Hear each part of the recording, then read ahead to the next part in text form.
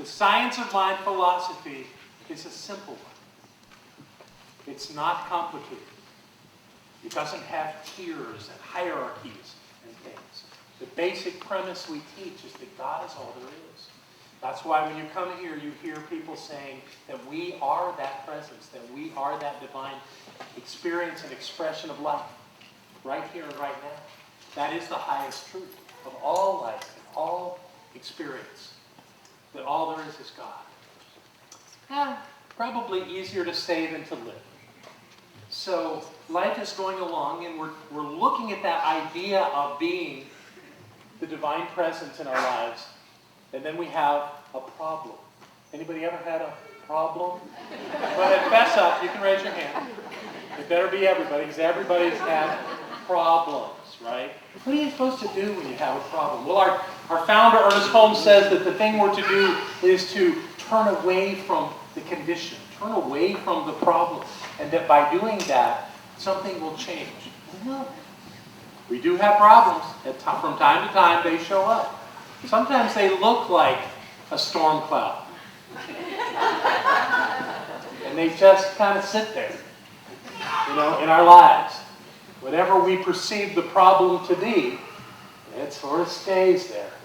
It sort of involves itself in our lives, and we think about it, and ponder on it, and wonder, and fret, and have concern, and all the other things that we do with our problem.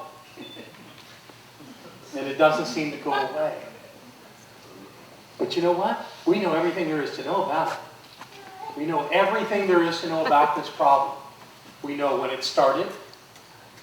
We know where it came from. We know whose fault it is. Not ours, usually. Sometimes, but not always.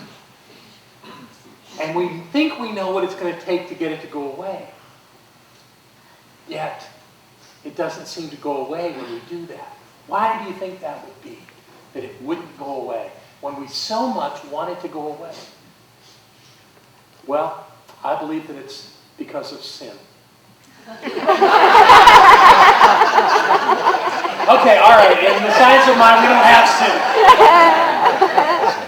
But if we did, we would have 4 sins, 4 major things that are possible for us to engage in that would allow us to have this in our lives, this mess, this horrid, terrible, awful, miserable, nasty, God, I hate you! But does it go away? No. And it's because of these things that I call our sins. The first sin is blame. For example, it's your fault that I have this problem. You did this to me. It's your fault. I was doing fine, and then you did this, and now I'm stuck with it. Sounds like a divorce, doesn't it? Or sometimes we find the blame in the problem itself. You stupid, nasty, terrible situation. God, get away from me.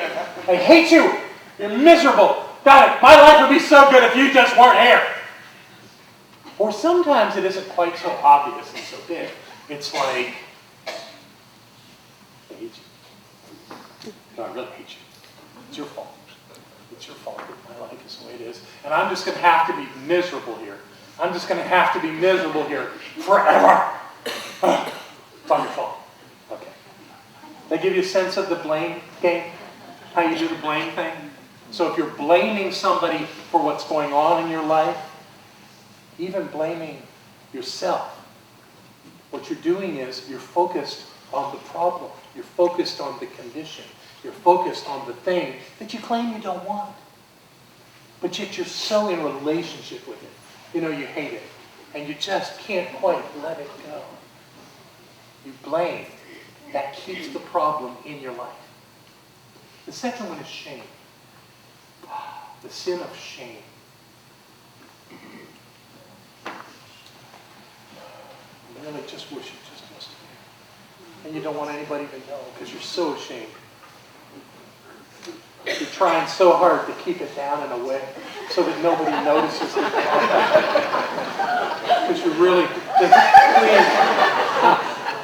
don't laugh, I'm so embarrassed, I'm so ashamed. How could this be in my life that I have this? And it just won't go away. It's on my arrest record. It's in the court documents. It's at the doctor's office. In the x-rays. I'm so ashamed. I'm so embarrassed. This wasn't the way my life was supposed to be. All of that thinking, all of that doing holds you in that relationship with the problem. All of it holds you at the level of the problem. Blame, shame. The third great sin that keeps this in your life is regret. Because if this hadn't happened, you'd be whole and healthy and complete, happy. Your life would be working. But how could your life work when this is going on? You regret doing it. You regret inviting it in. You regret what brought this to you. You regret it. You just regret it.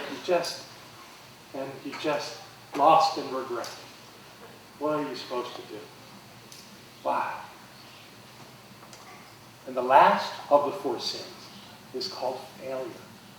The idea that because this is here, you have failed at your life.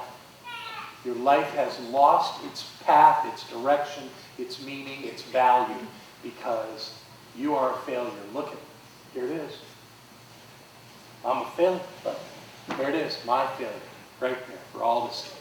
I wear it like that great dark cloud over my head, so that I'm not responsible for anything anymore. It's just, this is it. I failed. And now wherever I go, it's with me. That's just the way it is. You know, I'm good for nothing. I failed. I tried it. I tried to be in a relationship. I tried to have that business opportunity. I tried to work out and eat healthy, but I failed. And this is just the way my life is. Such resignation. Such a pathetic way to be in the world.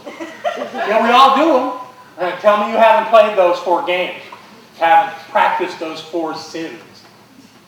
You see why I call them sins now? Yeah. Because they hold us to this, that we so much claim that we don't want. So Holmes says turn away from the condition. Turn away from the condition. And he got it from, I'm sure from, maybe even from Jesus. I'm sure he got it from a number of places. Remember in the gospel where Jesus is trying to explain that when he goes into Jerusalem that some unhappy things are going to happen? And Peter calls him aside and says, Lord, you got to quit talking like that. You know, God's going to take care of you. Everything's going to be fine. And what did he say to him?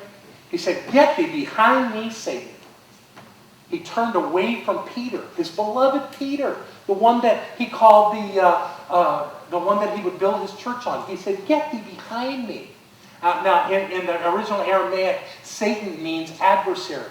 Because in that moment, Peter was getting in the way of what he was trying to tell his closest people was going to happen so that they would be prepared. And Peter's going, that's not going to happen. You're wrong. Get thee behind me.